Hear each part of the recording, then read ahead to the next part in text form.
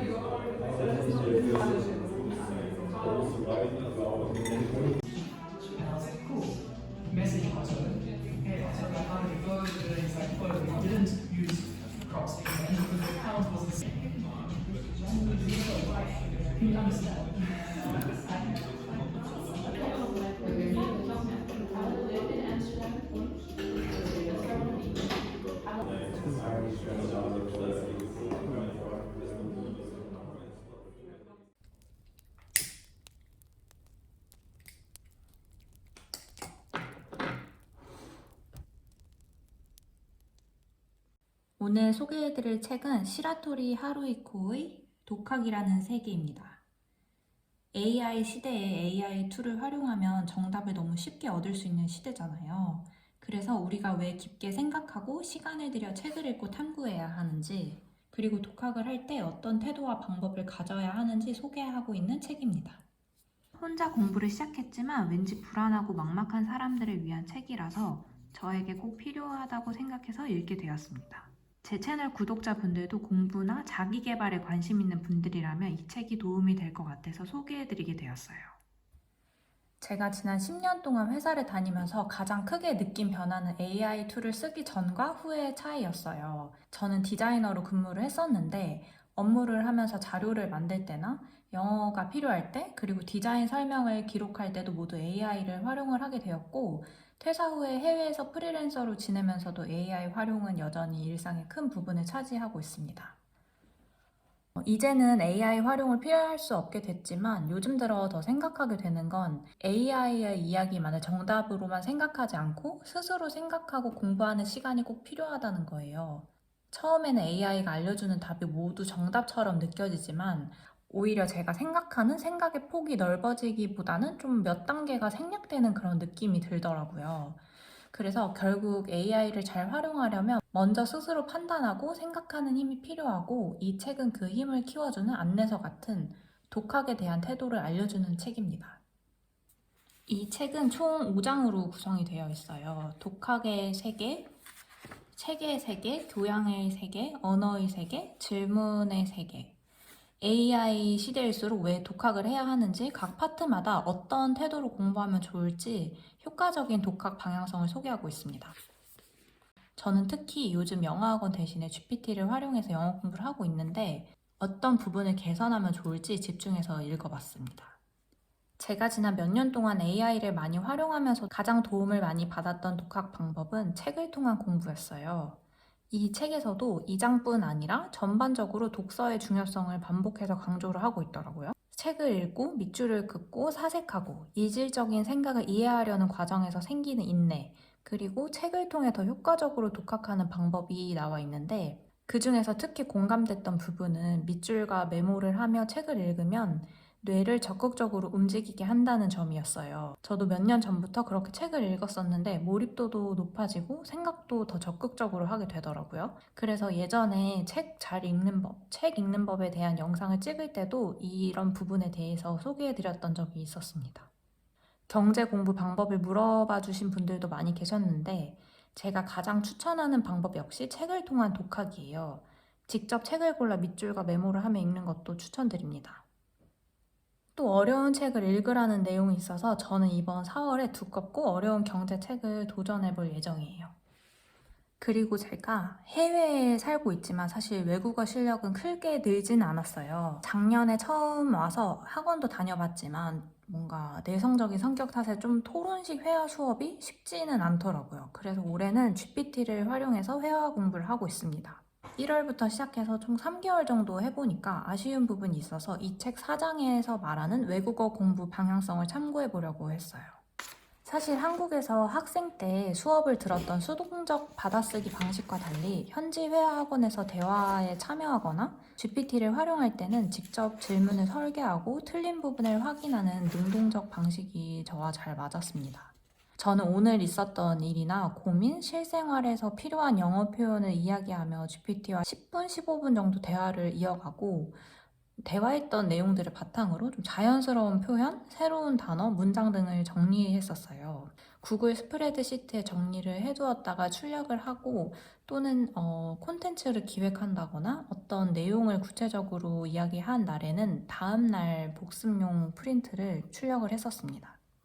처음에는 능동적 학습이라 좋았는데 사실 요즘에는 대충만 말해도 GPT가 바로 정답을 알려주니까 대화를 하면서 깊이 고민하는 시간이 많이 줄어들더라고요. 그래서 실력도 제자리 걸음이고 매일 쓰던 표현만 반복하게 되고 그걸 이번에 현지인들과 함께 식사하고 축구를 보러 다녀온 날에 더 많이 실감하게 되었던 것 같아요. 그래서 앞으로 이 책에서 추천하는 언어 공부 방법 중에 2가지만 집중해서 적용해 보려고 합니다. 첫 번째는 독해력 강조. 많이 읽으면 문맥과 흐름을 파악하는 훈련을 하는 거예요. 기본은 항상 읽는 힘이기 때문에 더 꾸준히 원서를 읽어야겠다는 생각을 했습니다. 그리고 2번째는 구문 익히기. 논리 패턴 틀을 이해하고 예문을 만들고 반복 연습하는 거예요. 저도 이거는 스스로 작문을 하면서 항상 뭔가 구문을 조금 더 알고 있으면 더 유창하게 이야기할 수 있겠다는 생각이 종종 들더라고요. 외웠던 구문만 반복해서 사용하는 경향이 있기 때문에 다양한 구문 연습을 해보려고 합니다. 구문 연습은 라이브 아카데미 토들러로 시작해보려고 하는데 이것도 받아 적기만 하는 거에 집중하지 않고 좀 몸에 배어들게 예문을 직접 만들어보고 반복해서 연습해보려고 합니다. 지금까지 일상회화 위주로만 생각해서 스트레스를 좀 많이 받았었는데 일상회화가 가장 먼저 배워야 할 기초라는 믿음이 되게 큰 오해라고 하더라고요. 생각해보면 정말 살아있는 인간과 마주 앉아서 대화를 하고 미묘한 감정과 의도를 이해하는 게 가장 어려운 부분이긴 하잖아요. 그래서 이 책에서도 회화가 가장 어려운 고난이도의 학습이라고 이야기하고 있습니다. 책에서 제안하는 방법을 적용해서 외국어 독학을 이어나가 보려고 해요.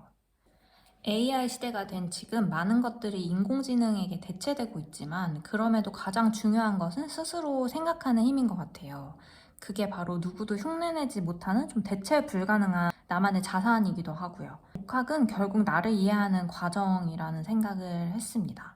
이 책을 읽고 나면 좀 더 독서와 독학에 대한 의지가 차오르는 것 같아요. 혼자 공부를 시작하신 분들, 그리고 나만의 이야기를 쌓아나가고 싶은 분들에게 이 책을 추천드립니다.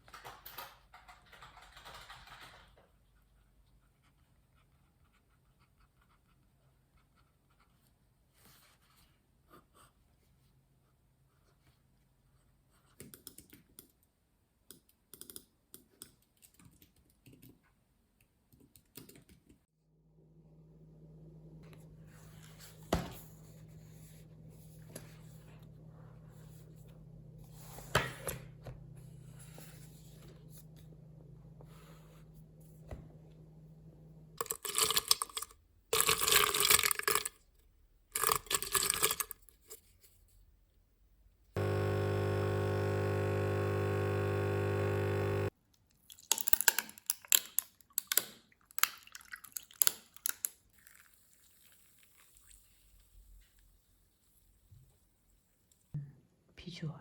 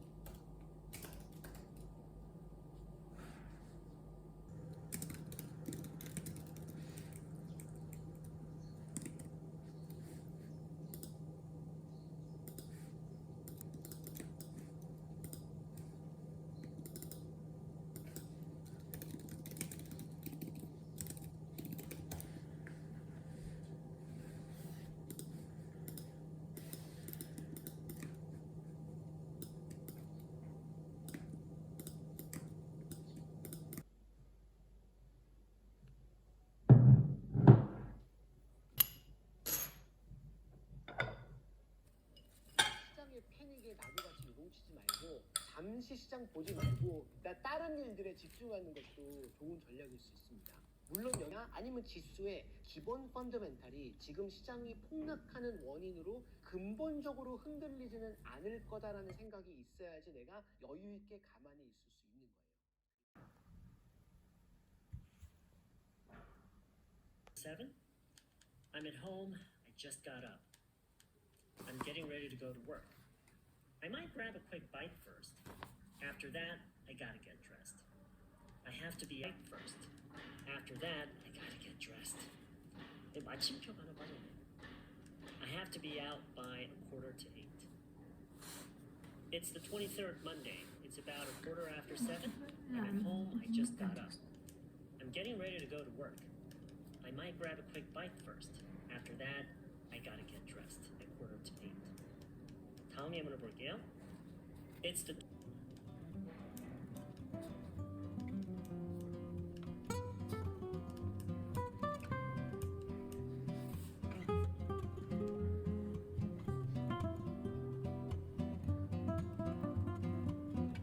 I'm getting ready to do some workout.